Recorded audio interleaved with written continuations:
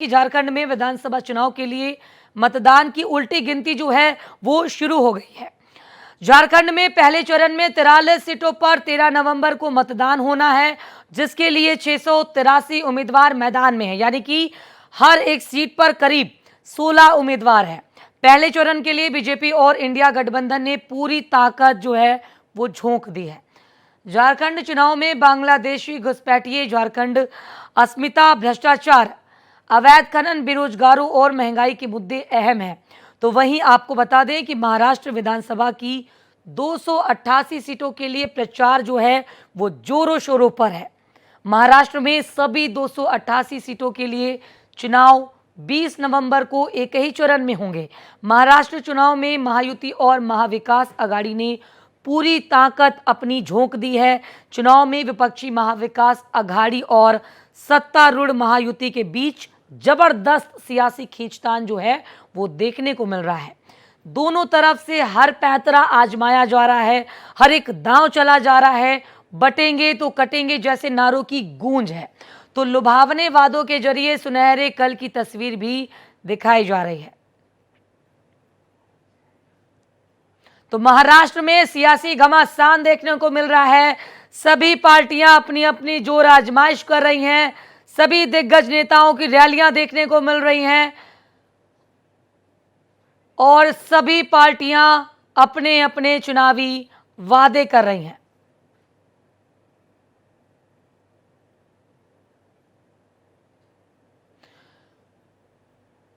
तो ग्राफिक्स के जरिए हम आपको दिखाएंगे, समझाना चाहेंगे कि महाराष्ट्र में चुनावी रन जो है वो बहुत तेज हो गया है। महिलाओं को फ्री में बस सेवा दी जाएगी महिलाओं के लिए। और किसानों की अगर हम बात करें तो 3 लाख रुपए का कर्ज किसानों को माफ किया जाएगा। प्याज, टमाटर किसानों के लिए जो दाम है उसमें भी कमी की जाएगी। बेरोजगारी भत्ता पर भी जोर दिया जाएगा और हर परिवार को 25 लाख रुपए तक कैश दिए जाने की बात की गई है। 300 यूनिट बिजली भी फ्री देने की बात कही जा रही है। तो महाराष्ट्र में चुनावी रन जो है वो शुरू हो चुका है। जाति जनगणना कराएंगे। 50% का आरक्षण जो है दिया जाएगा। महिलाओं को 3,000 रुपए मासिक के दिए जाएंगे। MVA का महाराष्ट्रनामा है जिसमें किसानों को 3 लाख रुपए तक का कर्ज माफ किया जाएगा और प्याज, टमाटर किसानों के लिए गुलाबी केसरिया बेरोजगारी जो भत्ता है वो 4 रुपए तक बताया जा रहा है माफ किया जाएगा। हर परिवार को 25 लाख रुपए तक का कैश इलाज मिलेगा। 300 यूनिट फ्री देने की बात कही है। तो MVA का ये महाराष्ट्रनामा हम आपको बता रहे हैं। भारत एक्सप्रेस पर सीधी तस्वीरें हम आपको इस वक्त दिखा रहे हैं जहां पर प्रधानमंत्री नरेंद्र मोदी तो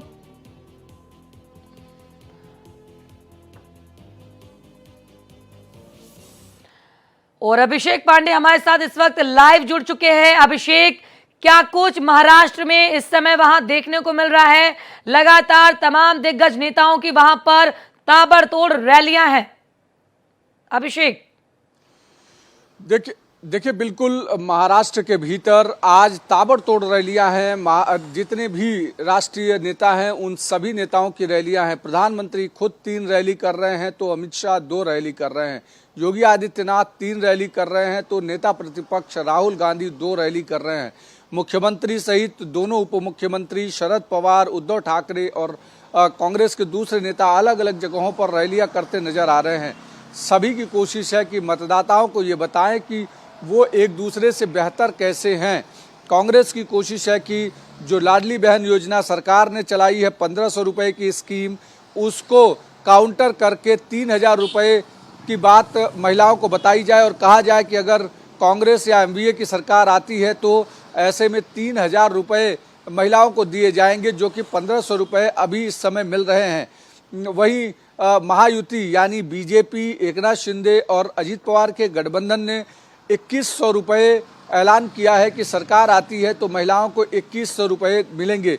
इस तरीके की तमाम दूसरी योजनाएं हैं जिनको लेकर के लगातार लोगों के बीच में जा रहे हैं। लेकिन सबसे महत्वपूर्ण बात यह है कि वोट जिहाद और कटेंगे जैसे शब्दों का इस्तेमाल जो हो रहा है उससे क्या पोलराइजेशन बढ़ेगा क्या, या फिर राहुल गांधी जिस तरीके से कह रहे हैं कि जातिगत जनगणना कराएंगे उससे एक दूसरे के भीतर जातियों के भीतर असंतोष बढ़ेगा और उसका सीधा फायदा कांग्रेस या महाविकास अघाड़ी को होगा क्या, ये देखना महत्वपूर्ण होगा। क्योंकि कांग्रेस की कोशिश है कि अगर हिंदू मुस्लिम का जो पोलराइजेशन है वो अगर होता है तो उसका सीधा फायदा बीजेपी और महायुति को होगा, जबकि अगर जातियों के भीतर आपसी अगर खींचतान होती है तो उसका फायदा महाविकास अघाड़ी को मिल सकता है। इस तरीके की उम्मीदें लगाए नेता हैं और शायद इसीलिए संविधान बचाओ जैसे शब्द इस्तेमाल हो रहे हैं, संविधान की रक्षा जैसे शब्दों का इस्तेमाल हो रहा है और एक दूसरे के ऊपर आरोप प्रत्यारोप और झूठ बोलने तक के वादे के और दावे किए जा रहे हैं। बीजेपी ने कहा कि इसके पहले राहुल गांधी ने जहां जहां पर भी गारंटी दी थी, कांग्रेस ने जहां जहां पर भी जिन भी प्रदेशों में गारंटी दी थी वहां गारंटियां फेल हो गई और गारंटी को अमल नहीं किया गया, जिसके बाद कांग्रेस ने उसके काउंटर करते हुए उन तमाम सारे मुख्यमंत्रियों को मीडिया के सामने लाया और ये दावा किया कि सारी गारंटियां चल रही हैं और लोगों को पैसे मिल रहे हैं। तो इस तरीके से तमाम सारी जो एक दूसरे के ऊपर आरोप प्रत्यारोप की तस्वीरें हैं वो महाराष्ट्र के भीतर दिखाई पड़ रही हैं। अब चूंकि चुनाव अब कुछ समय रह गया है वोटिंग को लेकर के, तो निश्चित तौर पर एक दूसरे के ऊपर और ज़्यादा कटाक्ष होंगे। बिल्कुल सही कहा आपने कि एक दूसरे पर कटाक्ष होंगे और इलेक्शन के टाइम स्वाभाविक बात है कि इस तरह के कटाक्ष तो होते ही रहते हैं। हम आपसे समझना चाहेंगे, क्योंकि लगातार महाराष्ट्र में भी अब चुनावी रैलियां हैं दिग्गज नेताओं की, तो उनकी रैलियों को लेकर किस तरह के वहां पर इंतजामात किए गए हैं, सियासी आंकड़ा क्या कुछ कह रहा है, पब्लिक पर किस तरह से असर पड़ रहा है? देखिए, हर रैली में ज़्यादा से ज़्यादा भीड़ जुटाने को लेकर के पार्टियों ने कसरत शुरू कर दी है। अगर प्रधानमंत्री की रैली की बात करें तो वहाँ पर पार्टियों की कोशिश ये है, महायुति के नेताओं की कोशिश ये है कि ज़्यादा से ज़्यादा वहाँ भीड़ इकट्ठी की जाए ताकि प्रधानमंत्री जो कि महायुति में इस समय सर्वोच्च नेता के तौर पर हैं वो ज़्यादा से ज़्यादा लोगों तक अपनी बात कन्वे करें और ये बताएं कि कैसे उन्होंने कोरोना के समय से ही फ्री राशन दिया, करीब 10 करोड़ लोगों को टॉयलेट देने का काम किया, घर देने का काम किया, या दूसरी तमाम सारी जो सेंट्रल की स्कीम्स है वो कैसे सेंट्रल दे रहा है और राज्य सरकार अगर महायुति की बनती है तो कोऑर्डिनेशन बना रहेगा और उसमें और अधिकता आएगी। महायुति की कोशिश है कि इंफ्रास्ट्रक्चर और दूसरे मुद्दे जो हैं उसको हाईलाइट किया जाए कि मुंबई को वर्ल्ड क्लास सिटी बनाने के लिए किस तरीके से मेट्रो का जाल बिछाया जा रहा है, कैसे कोस्टल रोड अटल सेतु बनाए जा रहे हैं और कैसे रोडों का चौड़ीकरण किया जा रहा है, इस तरीके के दावे किए जा रहे हैं। तो योगी आदित्यनाथ को ला करके कोशिश ये की जा रही है कि भीड़ के भीतर मैसेज पहुंचाया जाए कि हिंदुत्व मतलब बीजेपी, हिंदुत्व मतलब महायुति, क्योंकि योगी आदित्यनाथ ने जिस तरीके का नारा बटेंगे तो कटेंगे जैसे शब्द का इस्तेमाल किया वो महाराष्ट्र की सियासत में हर जगह चर्चा का विषय बना हुआ है। वहीं ओवैसी भी मुंबई और महाराष्ट्र में अलग अलग जगहों पर रैली कर रहे हैं और वहाँ पर वो दावे कर रहे हैं कि मुसलमानों को इकट्ठा होकर वो MIM के साथ जाना चाहिए। तो और वहीं राहुल गांधी की कोशिश ये है कि केंद्र सरकार के दावों को कैसे नकारा जाए लोगों के बीच में और कहा जाए कि केंद्र सरकार सिर्फ और सिर्फ दावे करती है, उसे पूरा नहीं करती है।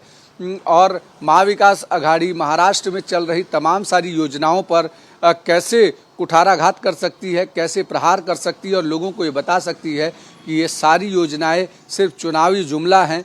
इस तरीके के तमाम सारे जो आरोप प्रत्यारोप हैं वो एक दूसरे के ऊपर लग रहे हैं और इसके लिए तैयारियां इस तरीके से की गई हैं ताकि उनके जो सर्वोच्च नेता हैं या उनके जो बड़े नेता हैं उनको सुनने के लिए हजारों की संख्या में लोग पहुँचें ताकि उनको अपनी बात वो कन्वे कर सकें और उसका चुनावी राजनीति में फ़ायदा हो सके। बिल्कुल अभिषेक, चुनावी जो रैलियां हो रही हैं लगातार ताबड़तोड़ रैलियां हो रही हैं, लेकिन इस बीच इन सब के बीच हम आपसे ये समझना चाहेंगे कि लगातार अमित शाह की भी वहाँ पर रैली है, योगी आदित्यनाथ की रैली है, राहुल गांधी की रैली है, तो इन सब का किस तरह पर जनता पर असर देखने को मिलेगा अभिषेक? देखिए, अमित शाह की रैली मुंबई में 2 जगहों पर कराई जा रही है। अमित शाह को ये माना जाता है कि वो धारा 370 खत्म करने के लिए जो एक बड़े नेता के तौर पर उभरे, वो अमित शाह उतरे केंद्रीय गृह मंत्री के तौर पर। तो उन्होंने जो काम किया उसको लेकर के लोगों के बीच में एक मैसेज दिया जा सके।